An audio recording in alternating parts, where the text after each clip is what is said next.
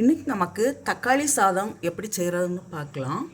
அதுக்கு 4 தக்காளி எடுத்துருக்கிறேன், ஒரு வெங்காயம், 10 பல்லு போல் பூண்டு, 2 பச்சை மிளகாய், கொஞ்சம் கொத்தமல்லி இலை, கருவேப்பிலை, மஞ்சள் தூள் 1/2 ஸ்பூன், மிளகாய்த்தூள் 1 ஸ்பூன், காயம் 1/4 ஸ்பூன், பெருஞ்சீரகம் 1/4 ஸ்பூன், உளுந்து 1/4 ஸ்பூன்.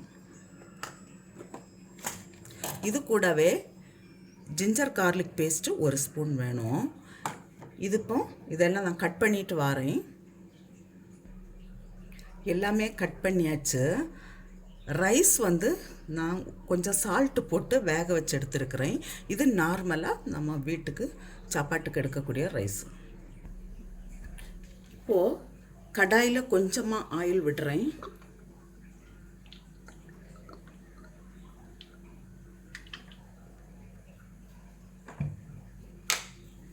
கடுகு போடலாம். கடுகு வெடிக்கட்டும்.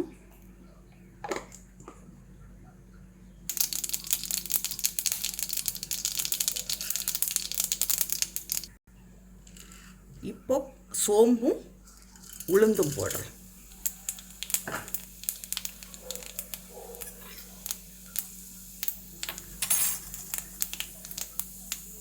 பூண்டு, கருவேப்பிலை, பச்சை மிளகாய்.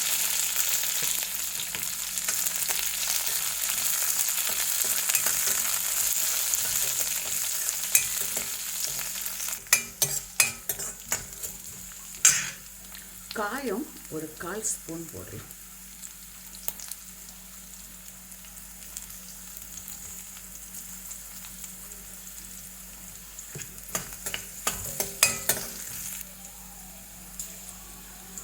இஞ்சி பூண்டு பேஸ்ட்,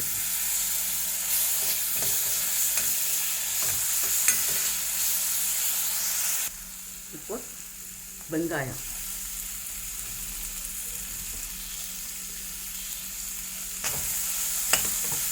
வெங்காயம் நல்லா ஃப்ரை ஆன பிறகு தக்காளி போடலாம்.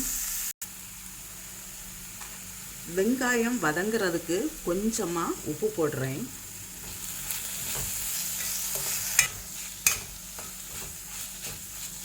இப்போ கட் பண்ணி வச்சிருக்கிற தக்காளியை போட்டு ஃப்ரை பண்ணலாம்.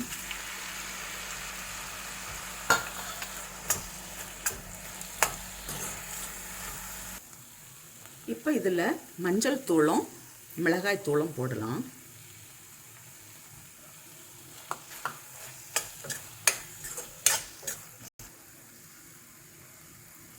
இப்போ கொஞ்சமாக மல்லித்தழையும் போடுறேன்.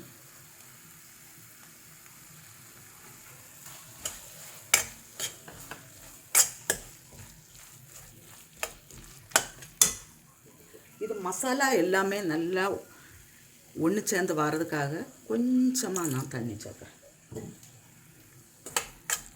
ஒரு 3 ஸ்பூன் தண்ணி இருக்கும். இப்போ இதில் 1 ஸ்பூன் போல் கீ விடலாம்.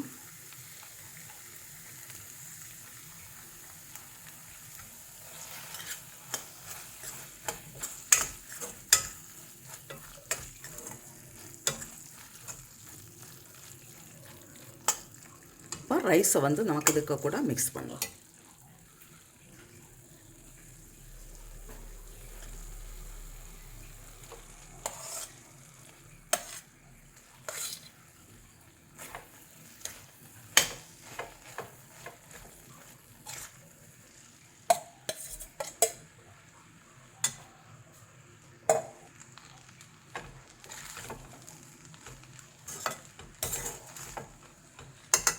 இப்போ லாஸ்ட்டில் நான் மேலே கொஞ்சமாக கொத்தமல்லி இலை போடுறேன்.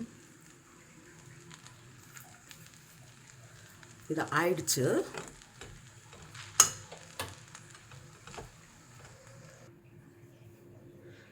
தக்காளி சாதம் ரெடியாக இருக்குது.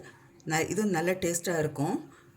இதே அளவுகளோடு நீங்களும் செய்து பாருங்கள். செய்து பார்த்து உங்களுடைய கருத்துக்களை தெரிவிங்க. உங்களுக்கு இந்த சமையல் பிடிச்சிருக்குன்னா சப்ஸ்கிரைப் பண்ணுங்கள். உங்களுடைய ஃப்ரெண்ட்ஸுக்கெல்லாம் ஷேர் பண்ணுங்கள்.